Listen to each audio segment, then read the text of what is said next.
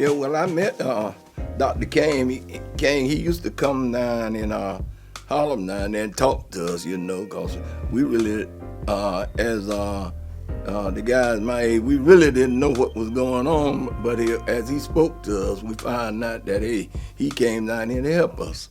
So anytime we heard that he was gonna be back in Albany, we'd go down there. And he said we were gonna start to having a meeting down at Charlotte, yeah.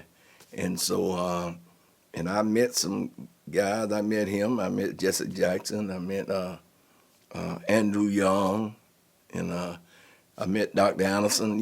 Dr. Anderson, he was from Albany, yeah. And and listen to them talk, And I said, hey, I got kind of interested in what they was talking about, and the way it was. And then, we didn't have no kind of freedom in Albany. They said it wasn't gonna do no good, but I know it did do some good, And so when they had a mass meeting, I would come down there and listen, yeah. And when we got around there, we was waking up to marching, and he was talking to us about marching. He said, well, if you can't stand to be hit, talked to bad, or people bothering you, said you need to stay here, because it's non-violent right here. And he used to tell us that. Every time we marched, he'd tell us that. And we would start from Shiloh down there, and then we would turn that corner and go up to Overthaw, to the bus station. And then when we got to Overthaw, he stopped right there. And then he got on his knees, and all of us got on our knees, and he would start to praying and cross the road over there. Be all kind of police, state patrols, and everything. They'd be on the loudspeakers. Say, if you cross Overthaw, you under arrest, and all kind of thing. But we wasn't worried about that. And then when Dr. King, when he got through, he'll stand up. And then all of us will stand up with him. And then he'll say, let's go. Yeah. And then we cross right on over there, and we, there marches down there in that old city jail down there. And I remember the first time I went to jail down there with Dr. King. Dr. King was over there. They had the cells lined up like 1, 2, 3 across there. And Dr. King was over there in number 1 cell, and me and some more guy, we was in number 3. And I can remember when they brought that long black telephone down there with that long cord down there to talk to him, because they never did lock his cell.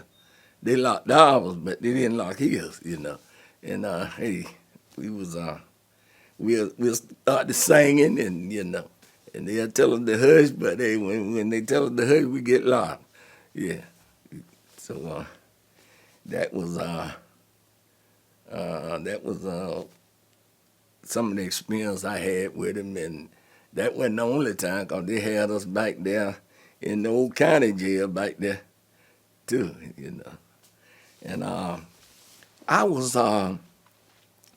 they put us on a bus and took us down to Camilla, Georgia. And when we got down there, oh man, you should have saw the white people around there, the pickup trucks and everything with the shotguns sitting in the door with the door open. Said, we're gonna kill them, And but we wasn't scared. We started singing, and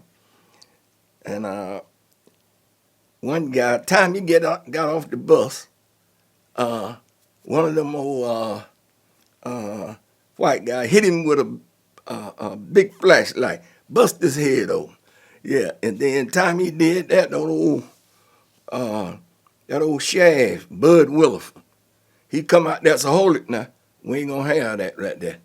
He said, oh, probably if he hadn't have did that, man, the intent was they were gonna try to kill us. Yeah, but he stopped them when he hit that boy, and he went to bleeding like that, and then he said, we ain't gonna have none of that, and they marched us on in jail, and then they be talking about, want to get out. I said, we don't want to get out.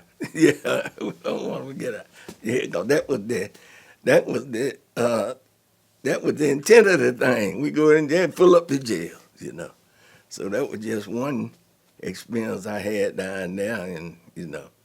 But I got there and I said, hey, these people trying to help us, so we gonna get it. And one thing about it, my mother, she when I told her what I was going to do, cause you know I used to no longer then you can't go too far unless you get approved. And then I said, well, I'm going down there to march with Martin Luther King. She said, go ahead on. Hey, I knew it was something right then. Yeah, she said, go ahead on. That's right. And that was just some of the experience I had with the march and the movement. But it really changed Albany. They said it didn't do no good, but it did. Because long before he come, we couldn't do nothing. Couldn't go in no place and couldn't eat at the county down in Crest and like that.